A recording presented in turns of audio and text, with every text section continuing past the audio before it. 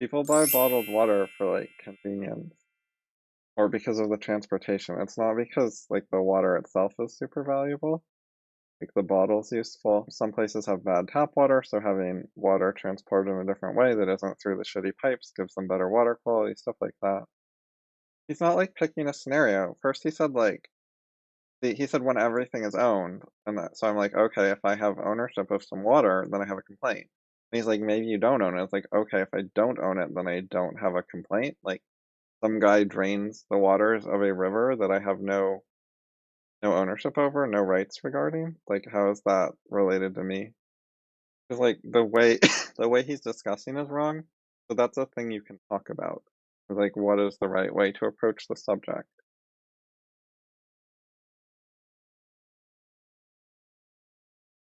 People have healthcare provided them and a means to secure some form of housing, acquire an education, have transport, etc. And then Albert is like, we should go further than that. Why do you set the bar so low? Society should just provide everything everyone wants and make everything wonderful. You shouldn't like earn your own way in life. The government should just hand everyone everything. Anyway, the thing about these people, the way they're looking at it, is they're not looking at what are political principles. Like, is violence important? Should we consider how do we design a society to be peaceful instead of violent? They're just they're looking at things that are of lesser importance, like healthcare, and they're starting in the wrong place. And they're just like, well, I want healthcare and transportation. Somehow, I want a society that gives me a lot of that. But it's hard to figure out what kind of society will give you a lot of that directly. Like, it's complicated. So what you need to do is find principles like if people are shooting each other all the time, we're going to have less healthcare because that's destroying wealth. And then you have to consider things like when you say we want to provide healthcare, do you mean provide it how? Like at whose expense? By violence, by slavery, by voluntary donations? What if people don't want to donate the money for someone else's healthcare? Okay, so that's not actually very true. A lot of how businesses are run is they have profit and loss sheets for different departments. And the way they do accounting is they look at like which divisions of a business are making profits or not. It's not just central leadership, it's they can actually hold different parts of the business accountable for their economic consequences. Because on the books, in their documentation, they'll write down things like Division A gave 500 steel beams to Division B. So it's like Division B bought the steel beams from Division A in terms of which division gets credit for profits and losses. He's equating having bargaining power and being able to take things. Bargaining isn't taking. He's such a fraud. I see what he's doing. He's good at certain sorts of clever talk. He talks clever in certain ways. I can see how it impress or trick certain people. But if you would actually like calmly step by step debate things, then his positions would get destroyed. How did they get that deed to property? Why do they have it? He's not thinking. He's maybe looking at the maybe there's outcome no way. instead of how we got there and what the causes are and like what the principles of the system are. He's just taking the outcomes out of context instead of like what are the principles of the system we advocate and then what do they lead to? Like, and in particular, he needs to consider economics. Like, what is the economic logic? What's the logic of how economic things work? And then if you start really simple with that and you build your way up, like I talked to that guy about what if I build an axe and I say, want to work for me and use this axe? And then you'll get more money than you're getting now, right? When I do that, I'm making things better. And he agreed with that that's better.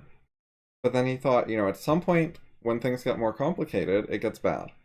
But he couldn't tell me what point that was. Just somewhere between there and now, it's bad. And now has a lot of things other than capitalism. So how do you know whether the bad is from capitalism? If people were better than being willing to endure boredom, endure boredom and take orders, they could make more money. Like there's a shortage of more highly skilled people. There's no limit to companies wanting people who are self-starters, high initiative, high integrity, like all these sort of good traits. Companies can work with shitty workers, but they'd prefer better ones. We don't need a bunch of shitty workers. The more better workers we have, the more we can have a bunch of like software and robots and shit. And scientists.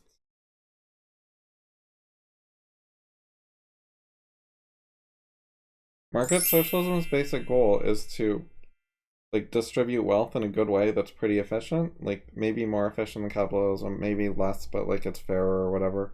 But, like it's trying to be a peaceful system of social cooperation.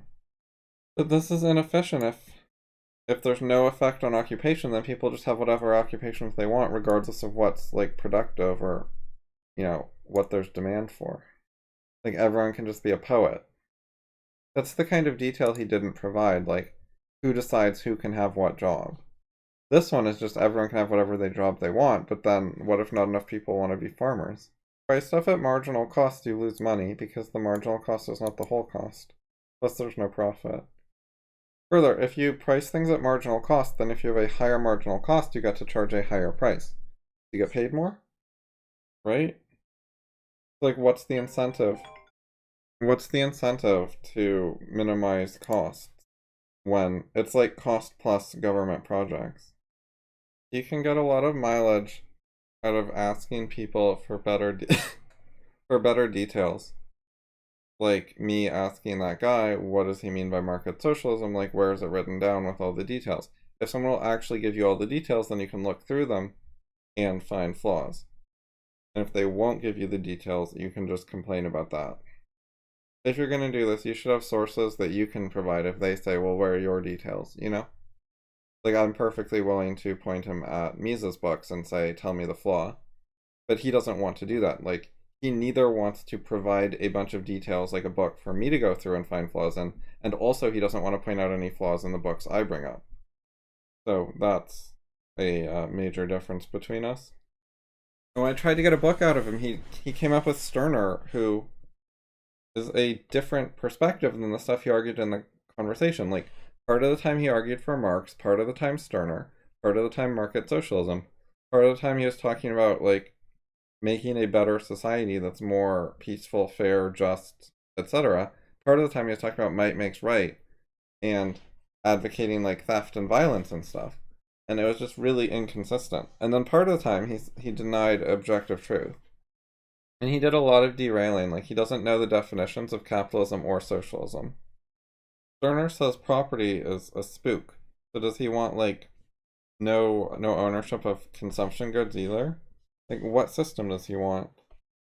I don't know, that guy's like anti-morality as well, like anti-moral truth.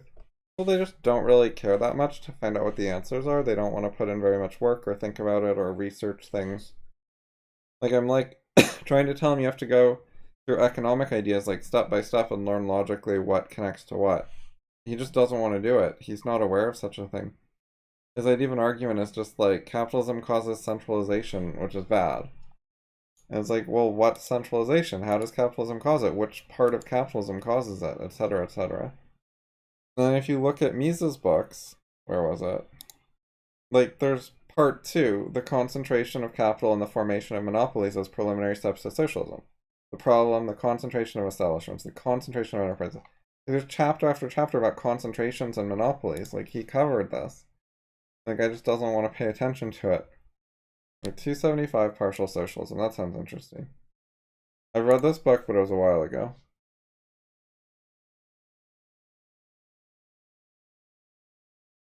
It doesn't seem like he has principled arguments. He's just like, this particular graph sort of matched. And his analysis of how well it matched is literally to just visually look at it and say, it looks pretty good to me. Like, he's not using math. So that's ridiculous. And he didn't carefully explain, like, where does each line come from, what was done, how was the prediction made, etc. Like, what are the measurements? I just don't know what the fuck they're talking about and what all the details are. He's not doing scholarship. So now he's just gonna attack some, like, random stuff floating around online. It is not rigorous arguments about what's actually true. Like, I don't see the point of videos like this. I mean, I see the point from a, like, rhetoric perspective, but I don't see the value for me. And like, okay, so there are arguments. If we have trouble predicting the weather next year, then why can we predict the weather in the next decade? Like, what's the answer to that? Does he answer that somewhere? Nick, look, I specifically said a year from now, not like a week or a day, versus 10 years. I understand the difference between general trends and day-to-day variation. But they can't tell me, will next year have especially hot summers, or especially mild summers, or medium summers, as far as I know. So I think they don't know the broad trends in the future. But then they tell me 20 years from now we'll have especially hot summers. It's not very clear why they think they can do that. Anyways, if you think there's a particular model that's good and makes accurate predictions, the first thing you have to do is you have to give an explanation of why it works. Why is this model correct? What makes sense about it? What are like the logical principles involved? Not just we made up a model and the predictions seem to work out okay, like explanationless science, but some reasoning. What are the processes? What is it? How does it model things? Like what factors does it take into account and how does it take them into account and so on? And go through all that. And the videos they don't go into that kind of detail or rigor or actually explain anything.